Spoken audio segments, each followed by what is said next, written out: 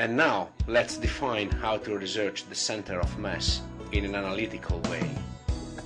First of all, it is necessary to clarify that there are different approaches to look for the center of mass.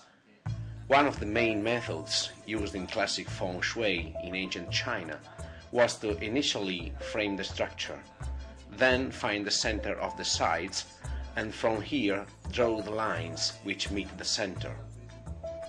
If we got a structure with a surplus of little importance, this will be removed, and to find the center of mass, just the general structure will be analyzed.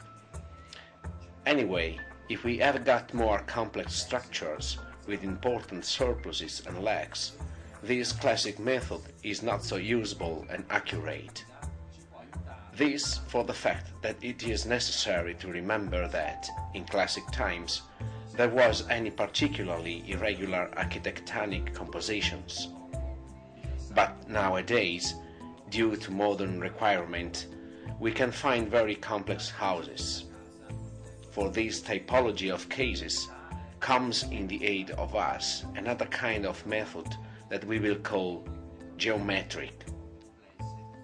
For example, if we have got a triangle, its center of mass is the match point of the diagonals, and this is simple.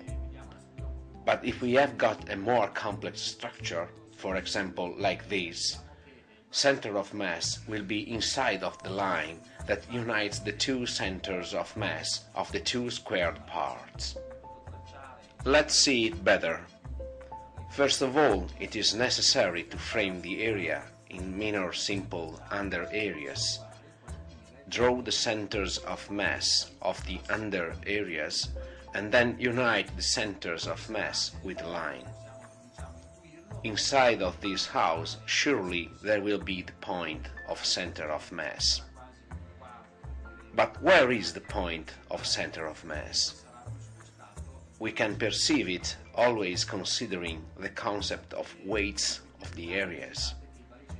In this case, since we have got the minor area around the quarter of the major area, obviously center of mass will be moved principally toward the major area, as to say the area that will most weight. Remember that center of mass is the point that keeps the structure in balance. So if I repeatedly cut out the structure made of card, and if I put a pencil under the center of mass, this should stay in balance. This geometric system is quite intuitive and fast, and can be useful to reason in a schematic and quick way during the search of the center of mass. If a sub-area we have got a triangle, remember that its center of mass derives from the meeting of the two medians. Once found this, we will unite it with the center of mass of another area, and then we will find the resultant center of mass of these two areas. Then we will unite this point with the center of mass of the third sub-area, and we will find the total center of mass. We can also use another method that we will call analytical mathematical. For example, we have got this complex structure that is necessary to subdivide in three sub-areas. Let's draw the diagonals in order to find their relative center of mass. Alongside of the structure, let's create an XY axis and let's draw various X and Y. The mathematical formula says that the resulting X of the total center of mass is area 1 multiplied by x1 plus area 2 by x2 plus area 3 by x3, and so on with many sub-areas, divided by the sum of the areas.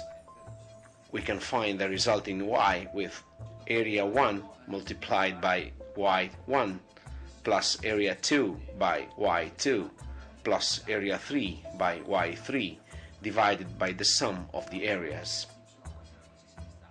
With this method, we can analytically find the comprehensive center of mass obtained by the meeting xy.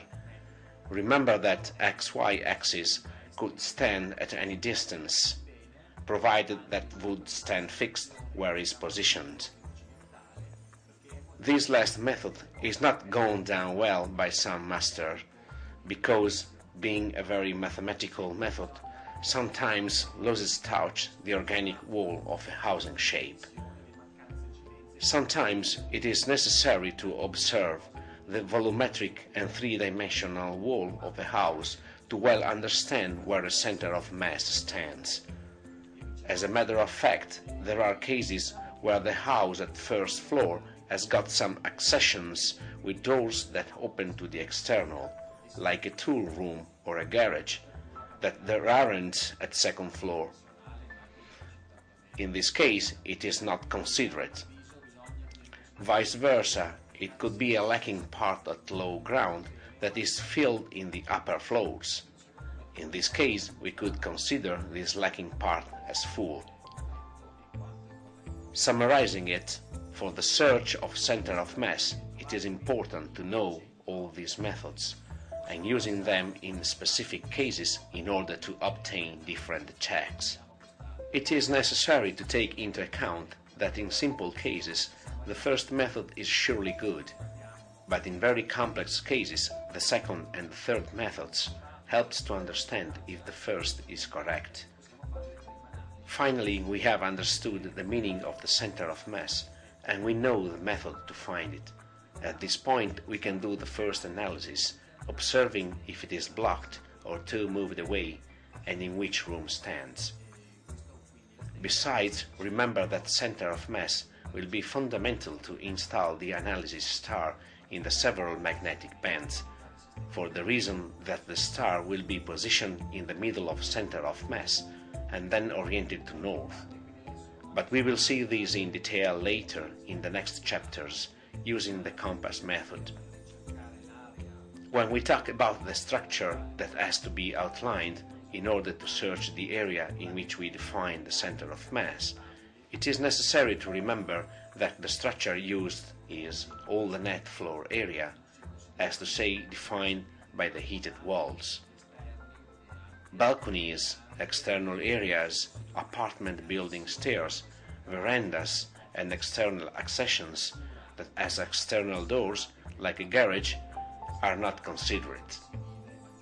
The perimeter for the structure analysis can be calculated inside the wall perimeter, the most used method, or external to the wall perimeter.